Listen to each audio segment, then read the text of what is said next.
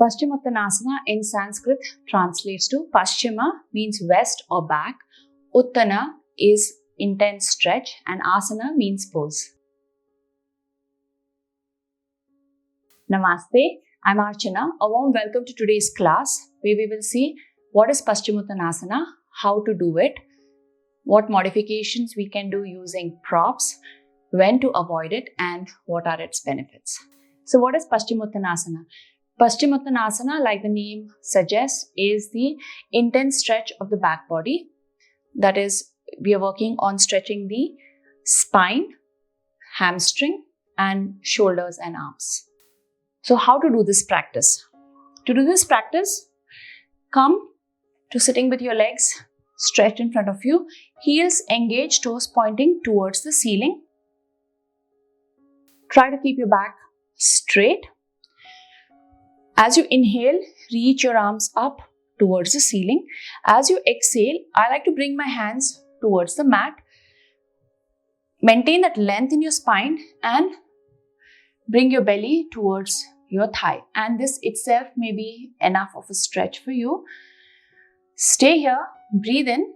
As you breathe out, all you're doing is trying to push your belly in the direction of your thigh.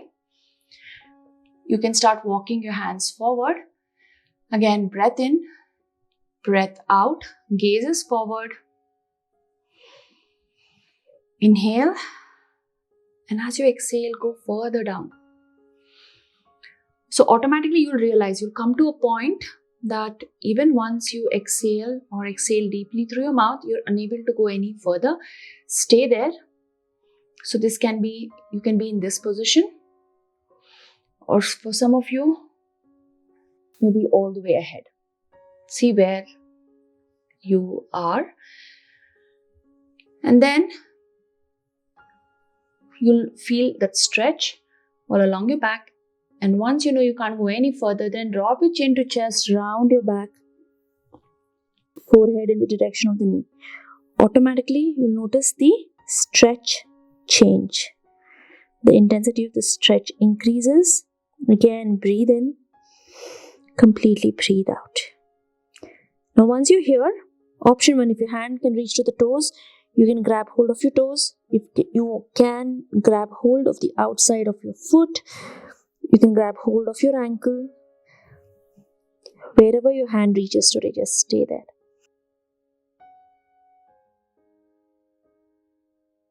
And with practice, eventually you can bring your forehead in the direction of your knees. So now, the other thing to remember is not just how you get into the pose. So you're breathing out to get in to the pose. Now when you're coming out, you're going to come out really slowly. Just hands on either side of the mat. Slowly walk up as you breathe in. Now I'll show you how to use props when you want to modify the pose. Now if you have very tight hamstrings, then it's really hard to keep our legs straight.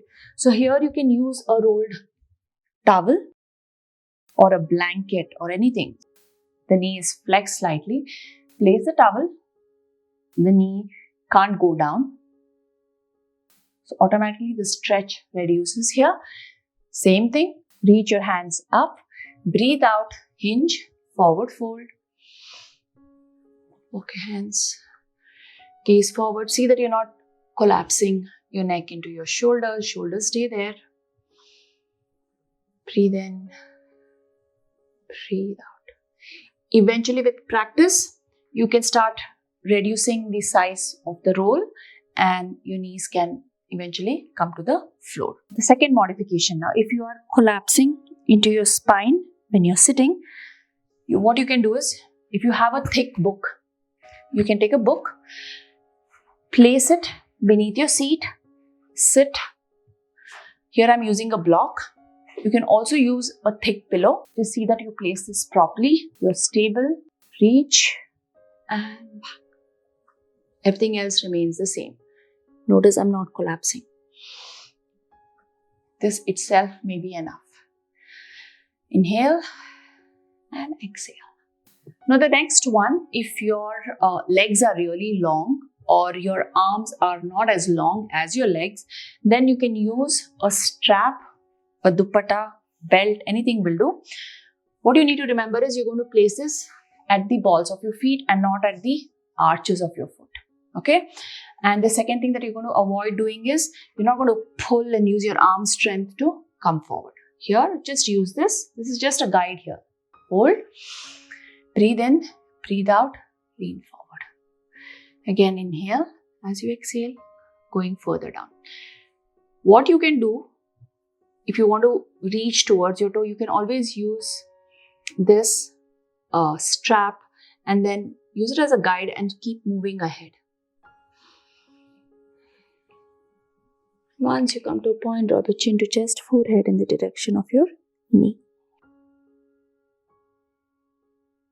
The other things, how you come back out of the pose remains the same, nice and slow. Because you've stretched everything, it's like a rubber band. And you're not just letting it go back and even then it can snap. So to avoid injuries, it's really important that you breathe in, come up slowly, and then come out of the pose.